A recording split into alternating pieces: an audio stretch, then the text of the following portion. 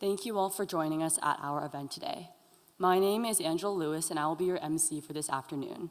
I am currently in my third year of Mechanical Engineering and Management here at McMaster, and I'm serving as the Equity, Diversity, and Inclusion Resource Coordinator for the McMaster Women in Engineering Society. Before we begin, I would like to acknowledge that we meet on the traditional territories of the Mississauga and Haudenosaunee Nations, and within the lands protected by the Dish with One Spoon Wampum, an agreement to peaceably share and care for the resources around the Great Lakes. This wampum uses the symbolism of a dish to represent the territory and one spoon to represent that the people are to share the resources of the land and only take what they need. On December 6, 1989, 14 women, 12 of which were engineering students at Montreal's École Polytechnique, were shot and killed by a man for the simple fact that they were women. Now, on December 6th, the National Day of Remembrance and Action on Violence Against Women, we take the time to honor and remember these women and reaffirm our commitment to fight the misogyny and gender-based violence that still exists today. It is also a day to commemorate the thousands of missing and murdered Indigenous women and girls, as well as members of the McMaster community and those around the world who have been harmed by gender-based violence. This can be seen throughout our campus through the Red Dress Project, started by Winnipeg-based artist Jamie Black in 2010, which displays red dresses across the country as a way of drawing attention to the ongoing crisis of missing and murdered Indigenous girls. To honor all victims of gender-based violence, including missing and murdered Indigenous women, I would like to officially start our event with a drumming performance of our Gown to Die Wineas transition students from the Indigenous Student Services, including Michelle Rivers, who is Nishnawbe from the Nipissing First Nation, Takanikan Doreen, who is Mohawk from the Tyendinaga Mohawk Territory, Haley Paulas, who is from the Six Nations of the Grand River, and Julia Alexander from Chippewa of Nawash.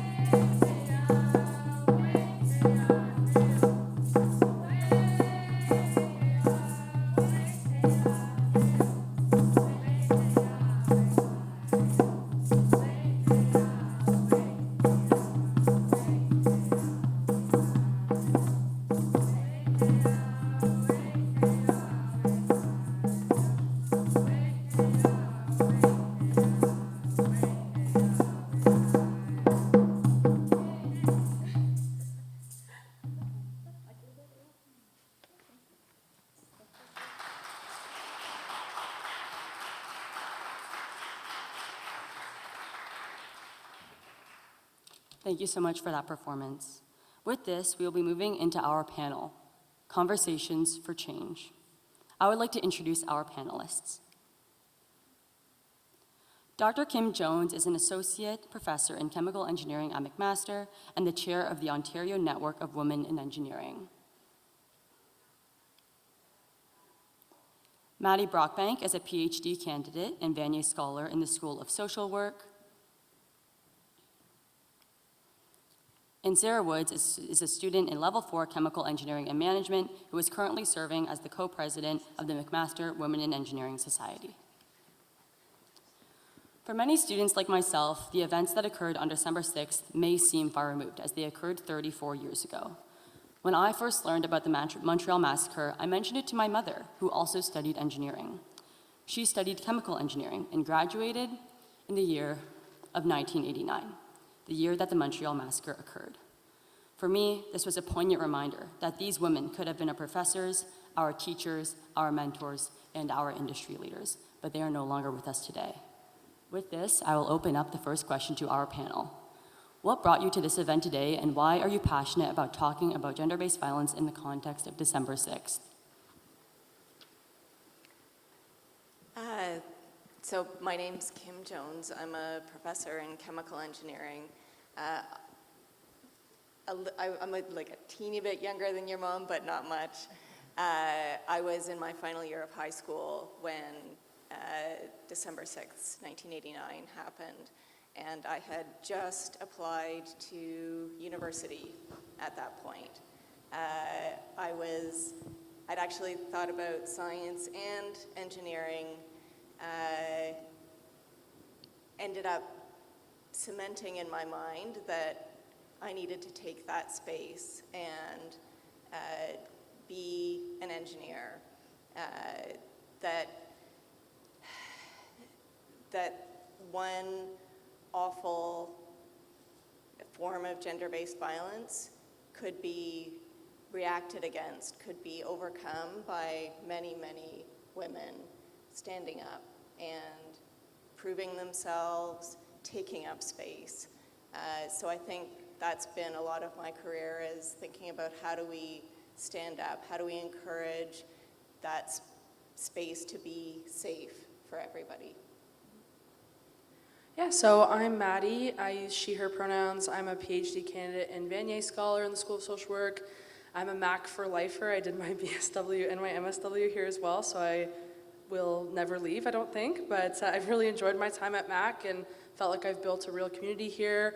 I'm also the manager of gender-based violence prevention training at Interval House of Hamilton, so my whole life really is doing gender-based violence prevention in various settings. I was at a high school this morning, so this feels like a very safe place by comparison. Talking to teenagers was not it this morning, but yeah, so when I think about what brought me to this work was, I think a lot of people automatically assume that folks who are pulled into this work have personal, direct, lived experience. I sometimes get the sense that people are waiting for me to disclose a personal experience of these issues, and I certainly have loved ones, I certainly have my own experiences with these issues, but I was just really compelled by, I just didn't want anybody else to go through what my mom had gone through, what my loved ones had gone through, and then also my experience in high school where there was just such a normalization of a culture that was violent, particularly misogynistic, particularly racist. And yeah, that was really what brought me into this work. It can be really heavy at times, it can be very difficult at times, but I'm really inspired by the persistence that so many people I work alongside have committed themselves to in this work, so yeah. And hello, I'm Sarah Woods. I use she, her pronouns. I'm currently serving as co-president of McMaster's Women in Engineering Society. I've been on the society since my first year, actually. I started out as a first-year rep, so 5 years. And one of the first formal discussions I had about December 6th was during a Women in Engineering executive team meeting in my first year.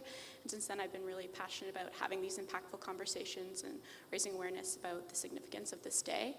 I think the awareness aspect is really important because our society's come to realize that there's students in our community, some of my peers who don't necessarily know what December 6th is or they're not aware of the significance and everything that this day encompasses.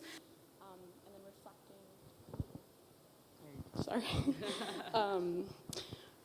reflecting and remembering this day is also super important to our society because the women who were targeted and murdered, 12 of which were engineering students, and our society works incredibly hard to create a safe space for women identifying students within the faculty, as well as making sure that they not only feel safe, but supported and empowered throughout their entire degrees. And obviously this day goes so much further than the engineering community. It impacts, everyone who has been affected by gender-based violence. So I think having these open conversations about championing change and coming together in strength and solidarity to work on ending gender-based violence and raising awareness is very impactful and super important. Well, see, great, this microphone's working again. Thank you so much for your answers. And it is so true that raising that awareness is so important because many of my peers, leading up to December 6th, they say, oh, what is this event all about? And it's really important to let people know that this is something that did happen. And as much as we've experienced a lot of growth, there is always more room for growth. With that, we'll move on into our next question, which is, when you reflect on history from December 6th until now, what strikes your mind the most? Okay, sure. So for me, I wasn't around in 1989, so what gives me perspective is thinking that these women, as Angela mentioned, could have been our industry leaders, mentors, professors, maybe even, colleagues in industry. So remembering their stories is obviously very important, and then I think of the impact, that event had on women at the time who were planning to pursue engineering and STEM, and then the impact that it's had on now women who are pursuing engineering. And I think that, just collecting my thoughts. We have made a lot of progress, and it's important to recognize that progress, and we can celebrate that progress. And I'm so thankful to the women who've come before us in engineering, like Dr. Jones and all the work she's done to make engineering a more inclusive environment. And I think that, they've really tried to stress that diversity is important and representation matters. But women in this profession are still experiencing inequities, and this day and certain events at other academic institutions, gender-based violence attacks, serves as a really important reminder that there's more work that we can do, that we can't become complacent, and organizations like our society and all our allies need to continue this work for growth. I was around in 1989, and it is interesting to look back, think about the things that have and have not changed.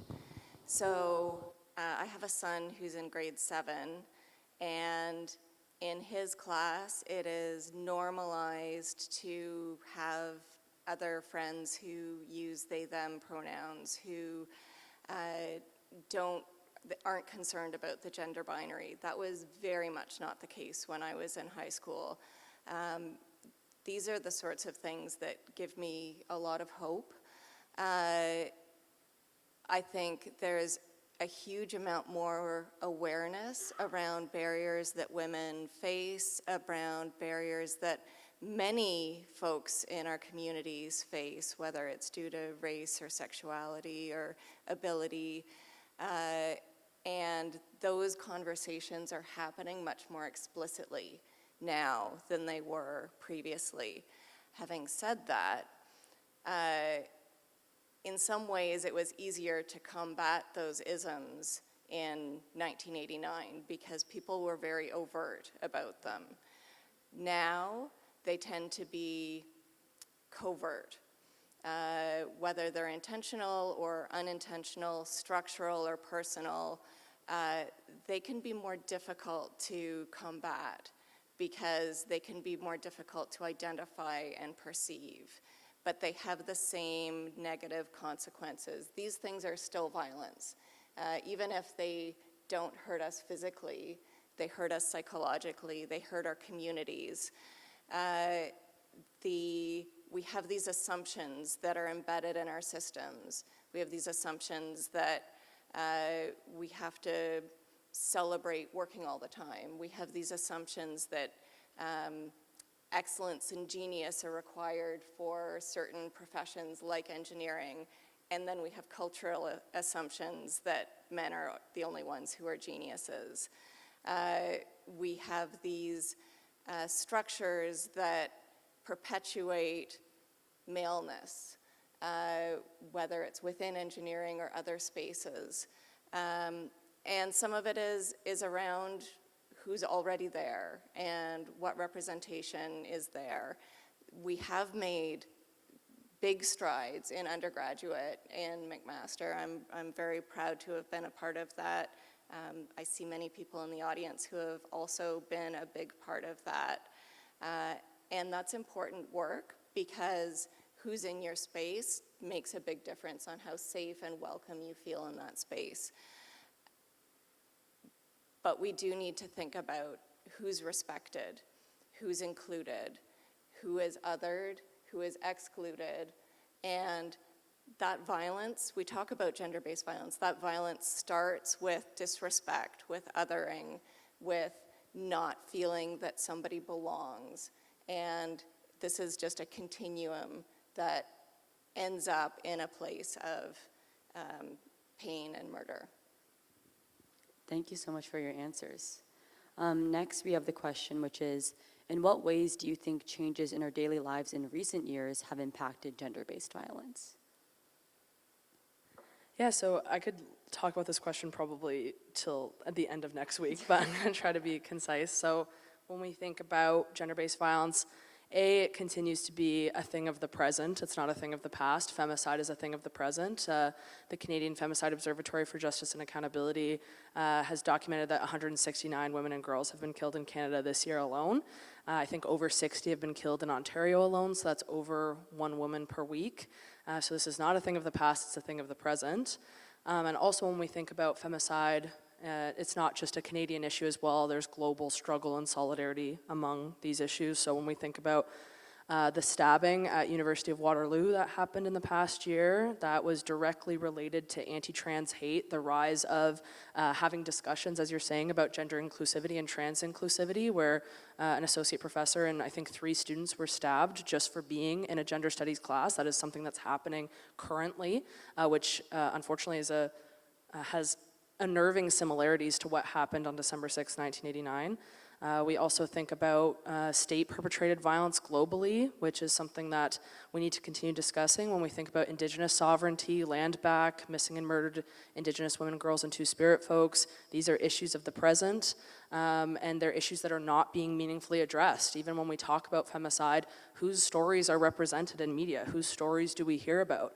We often don't hear stories about marginalized people. I think about when I taught a course in the fall where I invited the executive director from the SWAP Hamilton, and she talked about violence against sex workers, and when sex workers historically have been murdered, police have labeled it as NHI or no human involved. So even the dehumanization of certain peoples whose femicides we count or we see as real issues, I see that as a paramount concern that's intrinsically tied to the conversations we're having today. When we also talk about the COVID-19 pandemic, who was safe enough to stay home, and how stay-at-home orders put certain people at different risk. When we think about Black Lives Matter, and when we think about state-perpetrated or police-perpetrated violence against Black women, the Say Her Name campaign, which Kimberly Crenshaw has done a lot of incredible work around. So, I just said a bunch of really dire, awful things, but we also recognize global solidarities as well in these movements, where we're seeing people come together, identifying systems of oppression that are shared. So when we think about cis-heteropatriarchy, we also have to talk about white supremacy. We also have to talk about colonialism. We also have to talk about ableism, and seeing people in real time do that work. Even if you go to a Take Back the Night march in Hamilton, you see that work happening in real time. When you see even current protests in terms of what's happening in Gaza, you're seeing real solidarities happening, Indigenous peoples coming together to identify state-perpetrated violence, and that's really exciting and moving too. So when I think about this stuff, as much as there are moments of it feeling really heavy, I also see so many moments of hope and imagining futures that we haven't seen yet, which I think is really exciting. That was incredibly well expressed. Thank you, that's my only thought for the day. Please, no one ask me any more questions. Yeah, I agree. There is huge hope in seeing these movements articulated and brought to the fore. Having people come together and work for real change is not just personally moving, but exciting. I think it gives me hope for the future. But I'm going the other direction than you, starting with the positive and then ending with the need for continued work.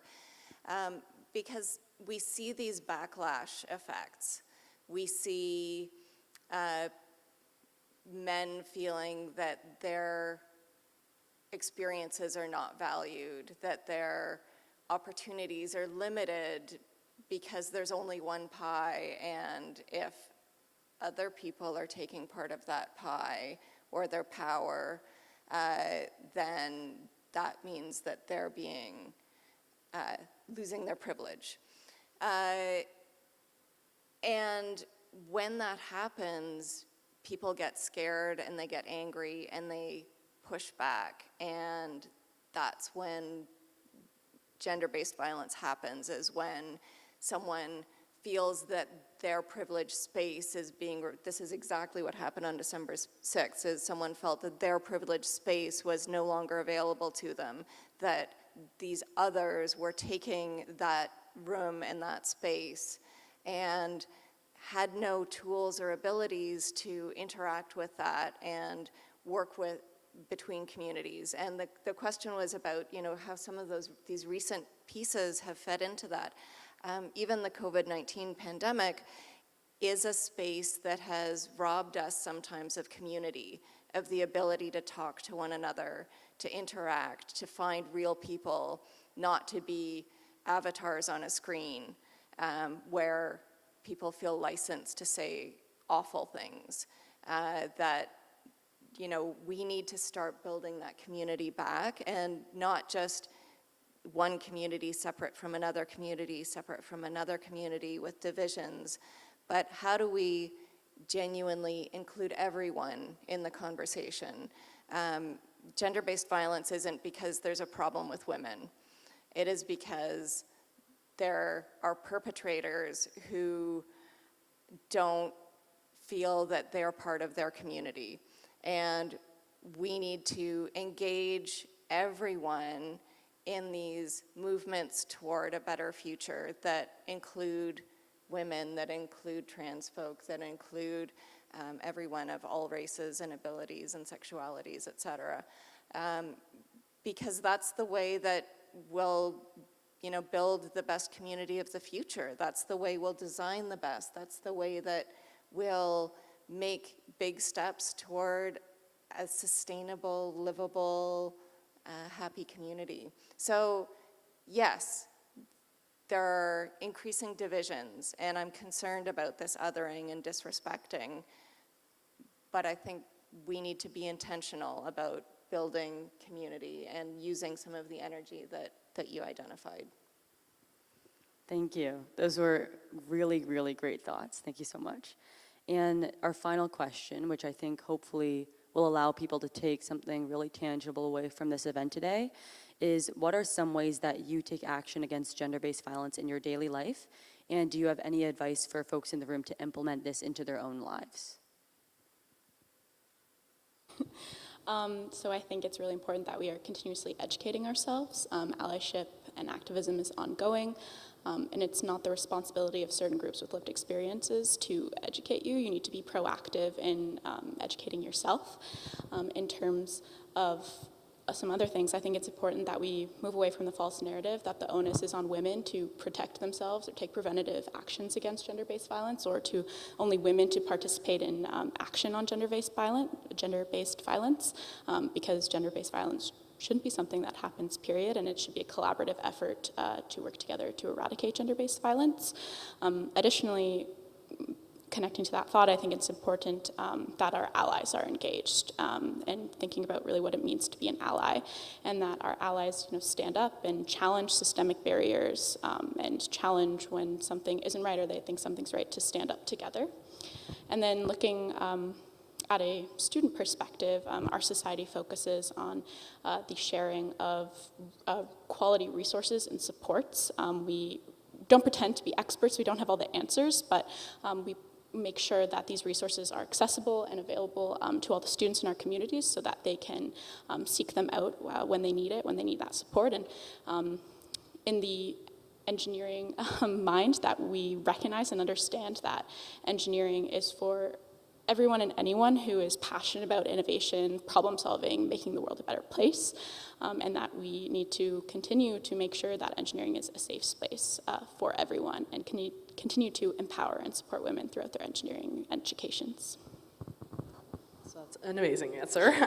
I'm trying to think of an original thought now, because that was fantastic. I think of it in two minds, where I think there are individual interpersonal iterations of how you can make a difference. So when you talk about allyship, absolutely. When you talk about bystander intervention, that's a really big one as well. So even when you hear things that seem innocuous or everyday kind of comments, when we think about how casual, for example, anti-trans hate has become in our everyday lives, if you open up what was Twitter that is now X, which says a lot in itself in terms of who's controlling that app now. That stuff has become so normalized, and it's not allowing it to, it's challenging it so it doesn't become a normal part of the culture. That can be a very lonely road. It can put you in a position where people feel like you're always somebody that's saying something, but I think it's quite vital work, especially when you're, as you said, not somebody of the same identity. You should be undertaking that labor. It's your responsibility. But I also really like to focus on shifting away from the hyper-individualism that often goes into gender-based violence prevention. And I can say this as a public educator, is we often focus on the interpersonal, the decision-making, and what that risks doing is sometimes it risks pathologizing the issue as if the perpetrator of December 6th was sick or was unwell, and that just perpetrates a very real stigma against people who are experiencing mental health concerns, who are actually more likely to experience violence than they are to perpetrate it. So I like to really deploy a very structural, systemic focus, which I think everybody on this panel has talked about today, which is where are these issues coming from? A lot of them are coming from societal, historical, ongoing systemic oppressions. A lot of it's coming from state and institution as well. And when we think about that and we put that focus out there, I think that's really essential because it doesn't depict perpetrators as these creepy, abnormal people that are easy to point out and identify as like, that is a bad person. It's actually become quite normalized. It's a part of our culture. And that can be very uncomfortable for people to think about. We often, Shireen Razak calls it flights to innocence. We also often want to position ourselves as good people, as people that aren't capable of doing these things, but we are facilitators of this violence, we're observers of these violence, sometimes we're even benefactors of it. So it also has to begin with us, how we're challenging it in our everyday thinking, our everyday language, our everyday lives. And what I want to end with is, as Sarah alluded to, there are many excellent resources on and off campus that you can access. Some of the people are in this room, so when we think about the Sexual Violence Prevention Response Office, I can see Natalie right there. These are people that are in positions where they are meant to provide the support, not only to people who have survived these issues, but people who want to learn more and create cultures and departments and institutions where these things aren't commonplace. So it's getting people like that in to do a training. It's meeting up with people in your department saying, what are the issues that we're identifying? Where are we seeing things that we need to have deeper conversations about? It's not burying these things. It's not pretending that they don't exist. We know that they do. And that kind of transparency and accountability, I think, is the first step to actually meaningfully address this issue. Thank you so much. And Sarah, I love what you said about how engineering is for everyone. And it's so important for us to make sure that engineering is a safe space where everyone feels welcome and where high schoolers can, let's say, look at what undergrad looks like and say, that is a community where I feel safe and I feel welcomed and that I want to participate in, because really we do win as one. And when we have that diversity in our engineering environments, we're going to provide better solutions to the world. So thank you so much for your thoughts today, and thank you for coming out. It's so important to have these conversations to help combat gender-based violence and making space for change. And although these are challenging conversations, they will pave the way for future growth and demonstrate our commitment as a community to take action against gender-based violence. Thank you so much to our panelists, and you're welcome to take your seats back in the audience.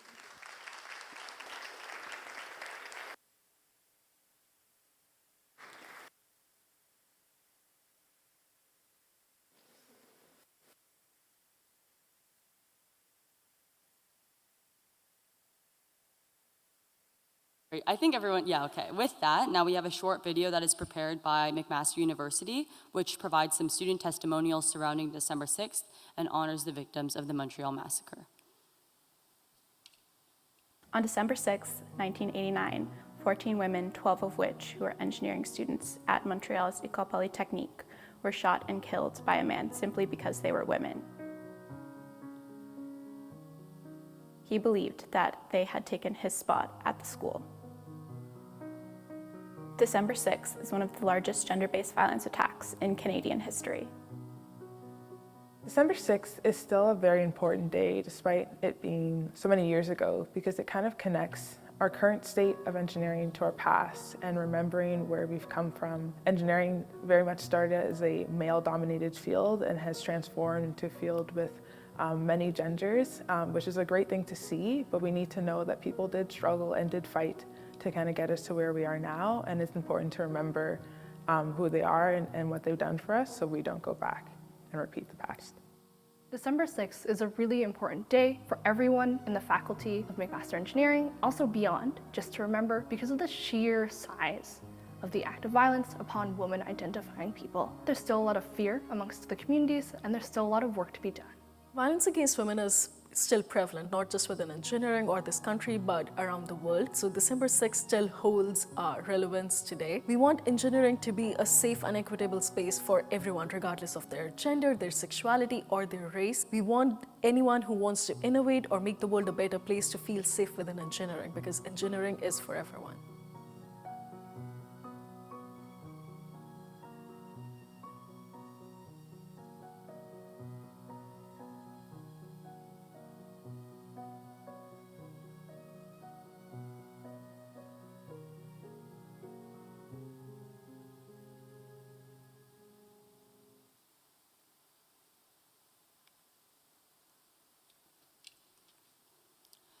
We would now like to take the time to remember and honor the victims of the 1989 Montreal Massacre. Anne-Marie Edward,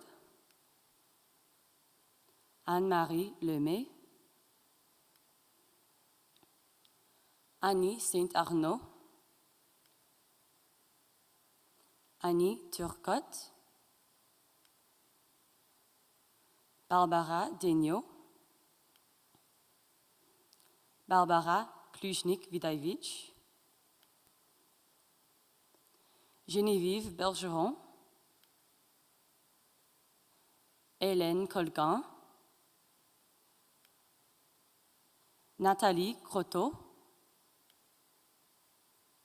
Michel Richard, Maude Avarnic, Maryse Leclerc, Maryse Lagagnère, and Sonia Pelletier.